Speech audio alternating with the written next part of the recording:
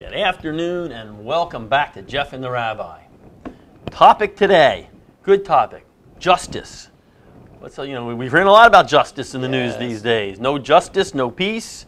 Justice is a big thing these days. Misjustice, Mr. Justice, Mr. Justice, all the justice. the whole thing, all those justice family, the whole family of justice. But me, I know you didn't know this, but I'm not a Torah scholar. But I play one on internet TV. Mm-hmm. So that being said, I do every once in a while pick up the Chumash there and I read a little bit. And I remember from a couple of my readings, correct me if I'm wrong, the couple of things that I've read about justice, it seems pretty clear. The first thing I read about justice in the Torah is that at some point Moses is getting a little tired. And his father-in-law comes along and says, you know what, you can't do this all by yourself. Mm-hmm. You're the top cop, you're the top justice guy, but you need to hire a guy who's the head of the tens of thousands, and then another group of people that are head of the thousands, another group the hundreds, and maybe even down to the tens, I think they go. Whole system. Whole system of justice. And if there's a major problem, it'll make it all the way back up to you. Right. So I think that was a good system. But what happens, let's say there's a problem here. Let's say one of the guys of the tens, let's say they're like the cops. Let's say he's a Reubenite. And some Gadite over here is causing a problem. Okay. Now, I assume there's some political differences between the Reubenites and the Gadites, and the Reubenite dispenses out justice. The Gadites are unhappy. So, and what happens if the guy up from the thousands, this is, I'm using an example here, what's going on in Ferguson, Missouri. We're kind of using as our backdrop here. So let's say what happens is the Gadite said, the guy from the tens of thousands who wants to get reelected and needs a lot of Gadite votes and sympathizers of the Gadite says, you know what? What that Reubenite did by dispensing justice to the Gadite, we're going to prosecute him. We're going to go after him. Well, that's kind of corrupt. That's a problem. Now, okay, though, because he can always go up to the next level and they can handle it. But what if we get all the way up to the Moses level, like, say, the Attorney General of the mountain region over there, and he's corrupt? And he says, no, he has a political agenda. And I'm talking about like a comparison here to Eric Holder, who is the top cop. And he's not going to prosecute the IRS guys because it doesn't go with his political agenda. He's not going to prosecute anybody in Benghazi, VA, hospital, Fast and Furious. So he has an agenda as well. Then what happens? Because now the whole system falls apart, so there's really no justice, is there? One other thing that I read in the Torah, going on in my nightly readings, just correct me again when I'm wrong. Where did Torah talk about that Benghazi thing? It's in there. It's in the Leviticus or something? I think it might be in Numbers or Deuteronomy, one or the other. Yeah. But there's another one that if I remember the concept, is that you cannot. The justice means that if you have a situation even to where these are oppressed people or they've got problems, you cannot subvert justice in any way. If a poor person, a widow or an orphan, commits a crime, you cannot give them any kind of leeway because they're a widow or orphan or an oppressed person. And I do also remember reading, if someone subverts justice enough to where they do that, they might be liable for the same punishment that the person who committed the crime originally. I don't know if I got that one right or not. So if that's the case, and we got a situation here, could the Eric Holders or the governor of Missouri's or the people like that who are obviously have a political motive to say, we don't, we're going to give more, we're going to look more toward the Gadite here and give him more, we're going to side toward him more than the other guy. Could they not, by Torah law, be subject to the same punishment as the original cop in this case could be subject, which is like life in prison if the guy gets convicted of this? Well, I know that was confusing. No, you really did have some of what it says in the Torah down pat. Right, of course. That's me. There's other things that it says. But some is good enough for me. I'm going with some. That's right. So that's the deal, is that the Torah is a very balanced system. So you can dig into it and you can find one thing and then you can find another thing. Now, those two things are not necessarily contradictory, but they have to be balanced. I only spent 15 minutes with the Torah here. So well, like what you said. Right. It's true that if a poor man and a rich man come into court, so the judge is not allowed to rule in the poor man's favor, and he's not allowed to say, listen, the rich man's got a ton of money, and the poor man can't afford to pay a penny. So I'm going to rule in favor of the poor man, because why should we take money out of the rich man's pocket? Why should I rule in favor of the rich man? make the poor man pay him money, then turn around to the rich man and say, now give charity. Why should I do that? I'll tell you what I'll do. Let's just do it in a better way. We'll rule in favor of the poor man, and therefore he'll get the money from the rich man, and that'll balance everything out. But isn't that like the same situation? Let's say in the past there have been problems, and this man has been aggrieved in the past. Is that same in the justice system? Are we allowed to? Since he's had problems in the past, we're going to give him a little bit of extra help here in this case. So there's So when you look at the situation, there's a number of things, and what I think is happening in Ferguson, this strikes me as like shades of O.J. Simpson. Right. You know, that what's really happening here is not really a discussion about the event per se, right, or who is right or who is wrong. Was this kid wrong? Was the cop wrong? And all that stuff, you know, and the different versions and all that stuff. Right or wrong doesn't really matter. What's happening here is that there is a general uprising. There's a feeling of inequality. That's right. What's going on. There's a class struggle, or perhaps a socioeconomic struggle going on between one group of people that feel that they are excluded, that the one group of people has all the power and all the money, right, and they are actively oppressing the other group of people.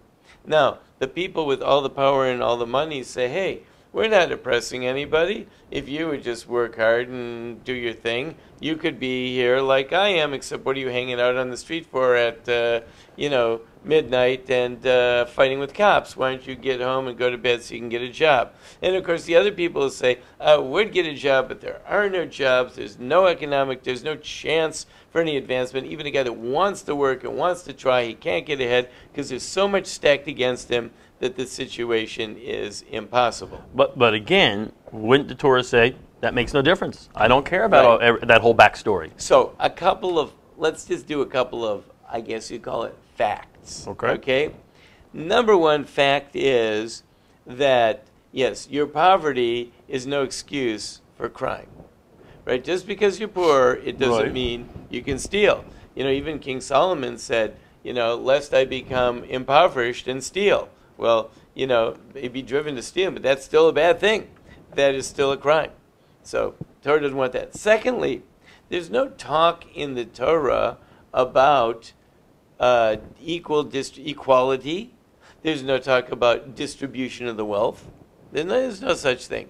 There is lots of talk in the Torah about wealthy people having an obligation to give charity, but there is no discussion about distribution of the wealth or economic opportunity. There is talk about trying to help a poor man get a job.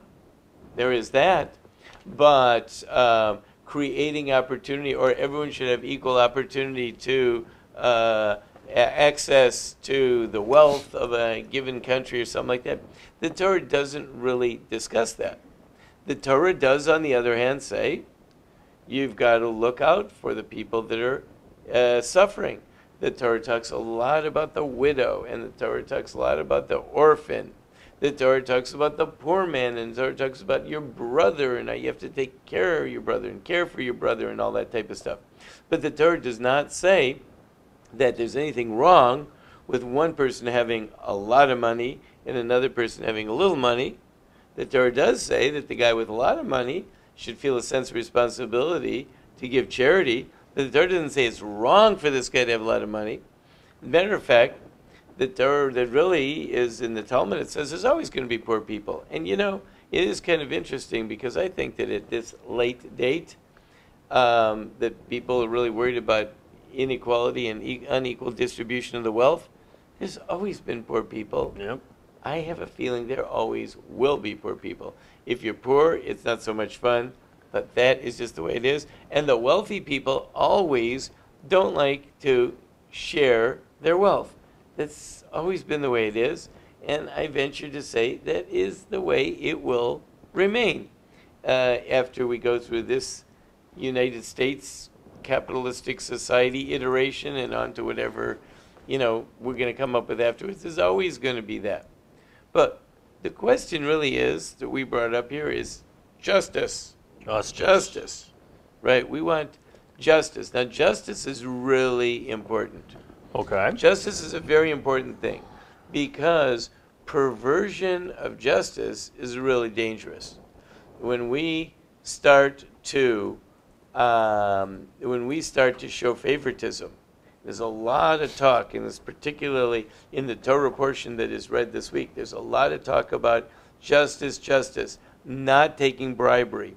Bribery is a really, really touchy thing that you have to watch out for because it's very easy. Bribery comes in a lot of forms. It's not just money. Not just money. People could be bribed in all kinds of ways. Bribed by friends and political pressure and things like that. There's just all kinds of things. There's a lot of different ways that a person is bribed. So pursuing justice and seeing to it that people who have done wrong are punished, but if they haven't done wrong, they need to be exonerated, and making sure that they have an opportunity for justice. That is a real big challenge, and that's where, in the inequality of the society, that's where it gets really, really tough, because the truth is, if you have more money, you can, I think everyone will agree, you can get a better shot at justice because you can hire the type of attorneys and, go through all the things that it takes, whereas the person that doesn't have the money to, fight it out in the system doesn't have the same opportunity. Sometimes it flips around, which I think lately that has flipped around a little bit. Right. So you could go the other way. Either way, there's justice, or either way you can have justice, but you can have injustice. Now, you can't fix justice. The only way to fix justice is to do justice. So you're saying, if I can interpret, you can't. Let's say this one group of people definitely suffered injustice in the past. So shouldn't we give them a little bit? So today is a different time. It's 50 years later. Shouldn't we give them a little extra justice now? Let's say, even though that guy 30, 50, 60 years ago obviously suffered injustice, do we give anyone that looks like him, sounds like him, from the same group of people, do we give him super justice today to make up for it? So it's not like in sports. In sports, like the umpire calls a strike. It really should have been a ball. So, the batter's looking, I'm like, hey, what was that all about? So on the next one, or even worse, on the next batter from the same team, right? Does he gives him one, right? Does that work that way? Okay, I won't call one because I owe you one, right? Well, so that gets into really, really difficult territory because that is really injustice. When people are that's like trying to play God, and that's very, very dangerous, and it's dangerous for a society to try to correct injustice by balancing it with counter injustice. That gets into really, really dangerous territory. The only way to really to fix an injustice is to be rigorously just, not to be counter injustice. Okay, well then to bring you into the current situation, that what's going on in Ferguson, Missouri. I guess we just got to be honest. A lot of people are not honest, and a lot of other TV news shows, not internet TV shows, are not honest about it. No one really knows all the facts, but you got a situation like this. Obviously, either the cop that shot this teenager or the teenager, one of them had to be pretty crazy. One of them had to be on drugs. One of them had to be pretty insane. Because if you take both sides, if the cop took an unarmed teenager and did what has been reported to do, shot him in the back 6, 7, 8 times, walked over to him and then finished him off while he had his hands in the air, please don't shoot me, and executed him. That cop had to be crazier on drugs. One, he's in a very black neighborhood, broad daylight. He had to be crazier on drugs. On the other hand, if this teenager did what was reported he did, attacked the cop, jumped in his car, pounded him in the face, broke bones in his face, grabbed his gun, then after he ran away, they turned around and charged him again, he had to be crazier or on drugs. Now, unfortunately, a couple little extra facts that we have. We just saw a video of this same guy, the teenager, shoving, attacking a store clerk as he robs the store with violence and a violent look in his eyes. We know also this guy was on drugs because that was in his toxicology report. So any normal person and we also know this cop doesn't have any incidents of problems in the past, any normal person would say, okay, at best, we have a situation here where there's not something going on, we better wait and see. But instead, not just the black people in the community, but all over the nation, because the news reporters, I think, who were a little scared because of the black-white situation, all the way up to the Attorney General, the Governor of the state and the Attorney General, seem to, obviously Al Sharpton and people like that who benefit from this, all seem to be saying, we need to prosecute this guy, there's no justice, no peace. Right. What's going on in society? Do we want justice in our society, or do we want something different? So like I said, what they're saying really is that, let's say the kid did do all the bad stuff, right? Right. But they're saying that this is a crime, that the way society is stacked against that kid and many people like him and perhaps his whole entire community, that is the injustice that they're screaming about.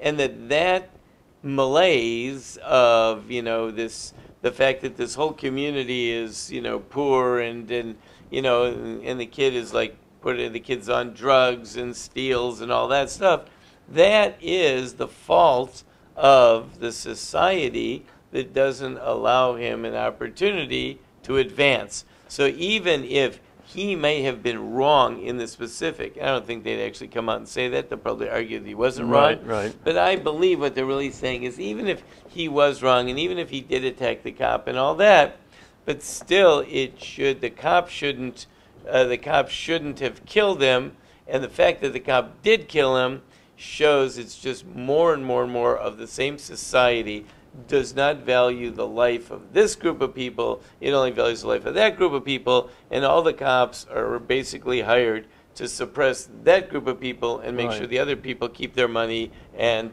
keep the other people suppressed. Well, me, unlike you, I'm kind of a simple kind of guy. I'm not that complicated. I'm not that deep.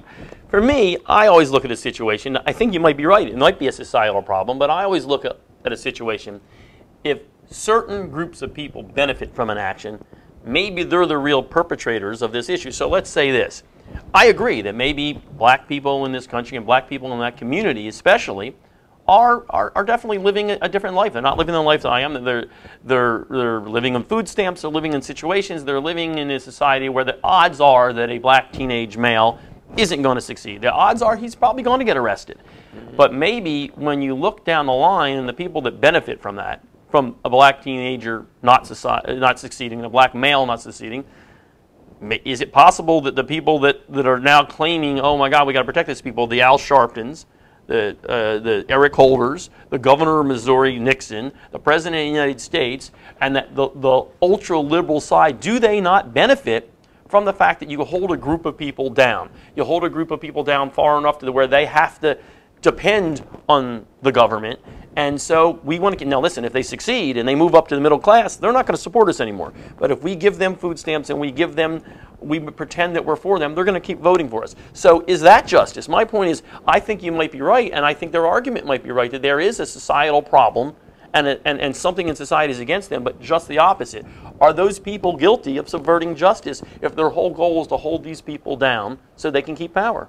Yeah, I mean, that would be... the reason I suspect your thesis is because I don't think they're organized enough to want to really hold the people. I mean, they might want are. to. That's an entire political party. It might be doing it, possibly. I don't know that they are able to actually hold down a group of people for the purpose of their own self-promotion or something like that. Maybe I disagree a little bit. I mean, if you were a drug dealer, and your goal, did you ever see the movie Live and Let Die? It's a great movie.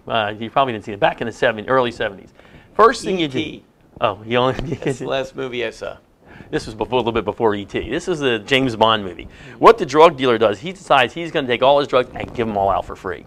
He's going to spend billions of dollars giving his drugs out for free to everybody in where he wants to sell it. Because what happens, and then they're hooked on the drugs, and then they're going to come back and they have to pay any price for it. So if you were really trying to do what I just said, you would give everything for free. Here's more food stamps. Here's more welfare. And guess what? If you don't vote for me, you're not going to get any more of that because the other guy's not going to give it to you.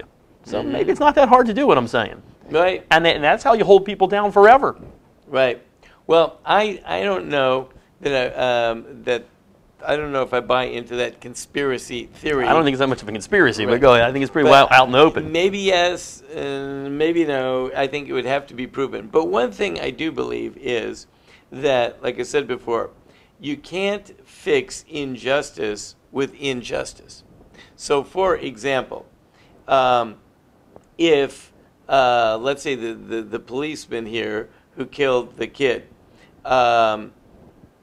let's say convicting him, if it's not just, if it's not really just, convicting him will not bring us any closer to justice. It'll just pervert justice. And what happens is when we try and we get away from real justice this is what historically has always happened.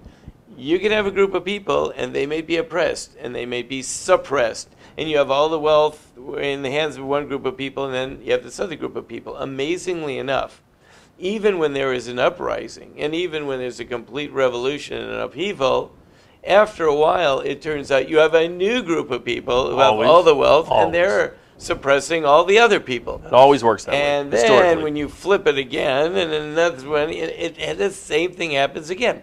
So, why does that cycle keep repeating itself over and over and over again? And I believe that really the problem is because they're not trying to pursue justice, A, and B, there is a fascinating verse in the Torah.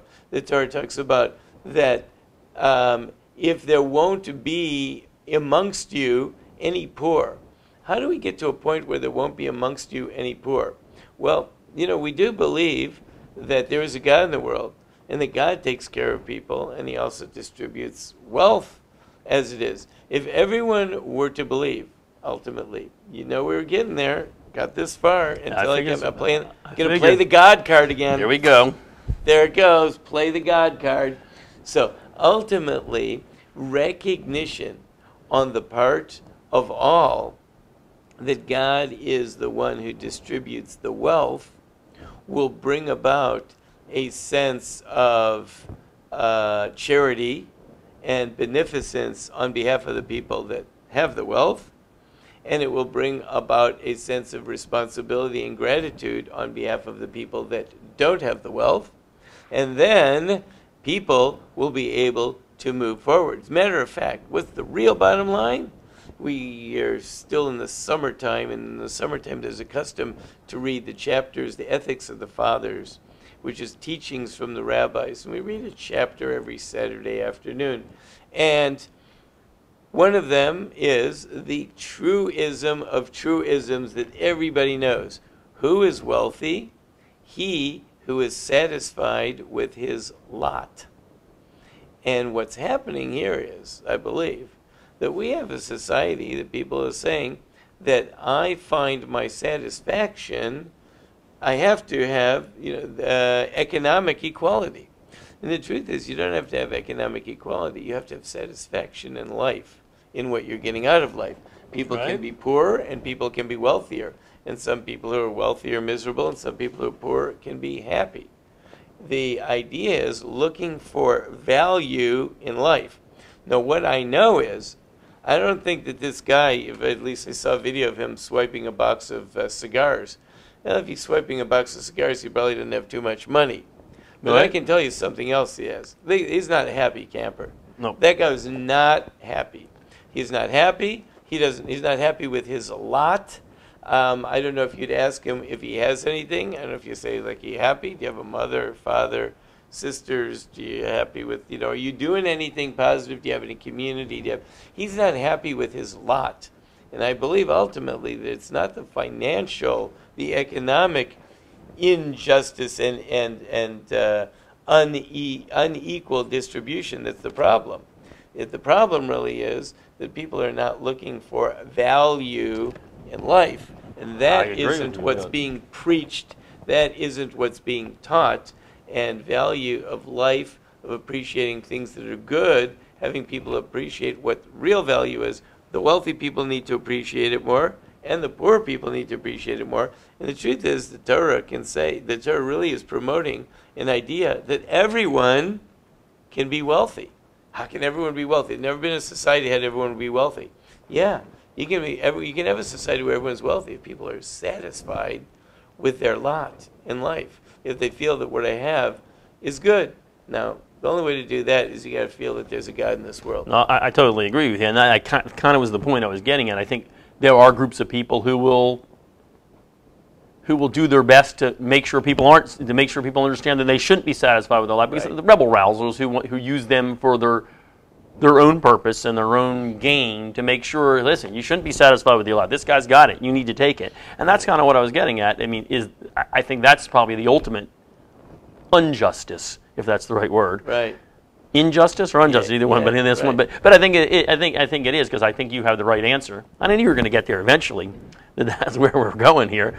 You know, as long as you did it within the 30-minute span, it's all I care about. Look at this. Look at the fellow, the kid that got killed. You know, if you would have interviewed him like moments before, and you would ask him to like list off, what do you got good in life? What's good? What's going for you? I bet you he wouldn't come up with a thing. Nothing. He would say, I got nothing. This is a rotten life. I hate. Now, he looked like he was healthy, right? Looked to me like he was healthy. Yep. So, you know, he had life. And as a matter of fact, if his life was so rotten and he hated, then the fact that he got killed is probably kind of meaningless. If, however, we focus on the fact that he was a healthy guy, you know, he could have had love in his life, maybe loved someone. Right. You know, I don't know if he did or he didn't. Didn't look to me like he had so much love in his heart. But, you know, if he had love, if he has a lot of positive things, from those positive things, he could build a life. He could build a life, with or without the money. You know, he could build a life, he could make good things happen. But until those positive things are focused on, until people embrace what they have and come at life from a position of wealth, that I'm happy with what I have, and I want to straighten it out, I want to go further, that's a different story. But that's really where you got to start looking. And everyone can be wealthy, and it's not about distribution, equal distribution or redistribution. And I think if everyone had those attitudes, he probably, if the guy was feeling better about life, and then he probably wouldn't have been on the street in the first place at that time. You know, I don't know. You know, might have been doing something else. Right. Probably wouldn't have had the run-in with the cop. Cop would have been in a whole different place, whole different attitude, whole different world. Right. So it's getting back to teaching people that they have value and there's goodness in life. Now, of course, they'll say, yeah, but how can they? Because he's got nothing and life is a dead end and all that. So that's, I think, where it starts. No, life's not a dead end, even for those people. There's a lot of poor people. If people could find value in life in a concentration camp, then people can find value in life anywhere. And that's the place to start from, appreciating value in life, appreciating that they've got relationships, or they can create relationships, they can create good, and they can do good, and they can move on from there. And from that, they can build great lives. Wow. All right, for this secret for you who've made it this far into the show here, the Jeff and the Rabbi secret, if you just want to fast forward that little thing every other show right to the end, it's God. That's the answer. God card. The God card, that's the answer. All the other stuff is just noise. You get to the end, the bottom line is God. You know it. That's it. It's just how's he going to show up? Yeah, right, exactly. Yeah. How's he going to look today? What kind of ties is he wearing? Right. That's it. And God, that's it. All right, great answer, good show. And I think truthfully, again, I couldn't agree with him more. If people watch this a little bit more than the no justice, no peace signs and everything, I think they'd have the real answer here. Yeah. All right. Next week, actually, we probably won't be here because it's Labor Day. It's Labor Day next day. And then, you know, so, by the way, after that, you can't wear the white. You have to go back to the black. So you got it on today, so you're already back to black. No white after Labor Day show. But we'll be back. Seersucker. Hanging up my seersucker. Right. Put that away. We got to put that away next week. Then we'll be back the week after that for another episode of Jeff and the Rabbi.